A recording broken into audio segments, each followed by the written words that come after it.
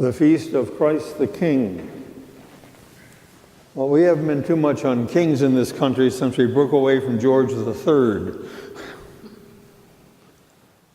But it's a title that conveys a lot in the history of human beings gathered together. Israel, for its early days and early life, did not have a king. And God did not want to give them a king, but they kept saying, "We want a king."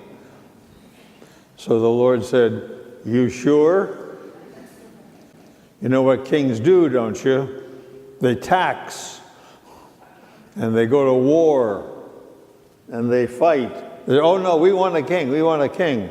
So he gave them King David, who got in trouble, followed by King Solomon, who got in trouble, whose sons divided the kingdom into two kingdoms. They were really in trouble.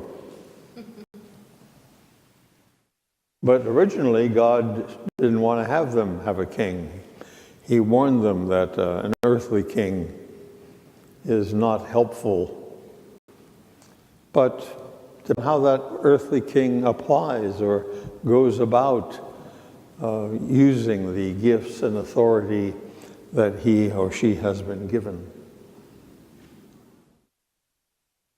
The image that is given from the Hebrew scripture of God as king is shepherd. Shepherd. Somebody who takes care of the flock, somebody who watches out in danger for the flock. And that shepherd would also separate sheep from goats. Well, why? Well, basically, sheep were more valuable, so you wanted to be more careful with sheep than you were with goats. It wasn't the goats were bad, it just they weren't as central to the culture.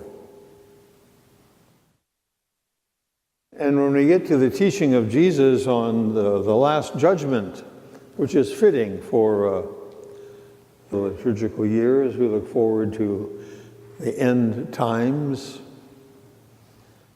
We'll come to find out the criteria for judgment are not what you expect at all. I mean, a lot of good things we do don't even seem to get into it. There's nothing in there about how many rosaries we said, or for that matter, how many masses we went to, or how many prayers we said, or how many medals we wore, or how many Bibles we had in our house, or it's all about how you treat the poor. The poor being a broad category of anybody in any kind of need. That's the criteria.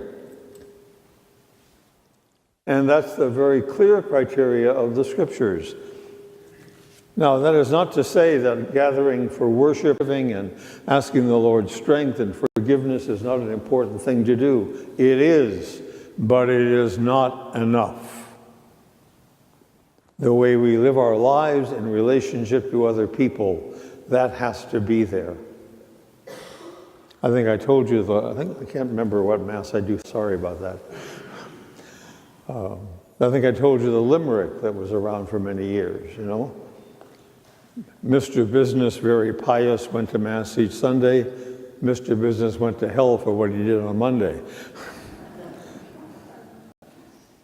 It has to do with how we live, how we relate to other people, how we treat other people, how we spend our energy, our time in service of other people, our possessions, our gifts in service of other people.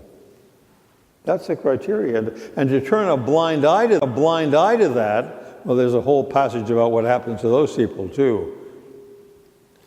But none of them recognized Jesus. When did we see you?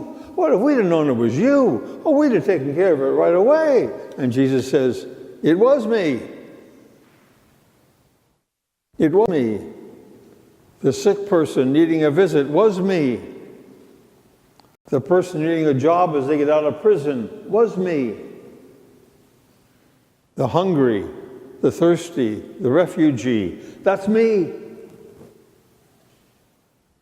Mother Teresa always said that she always looked on everyone she saw as the face of Christ, and sometimes the badly deformed face of Christ.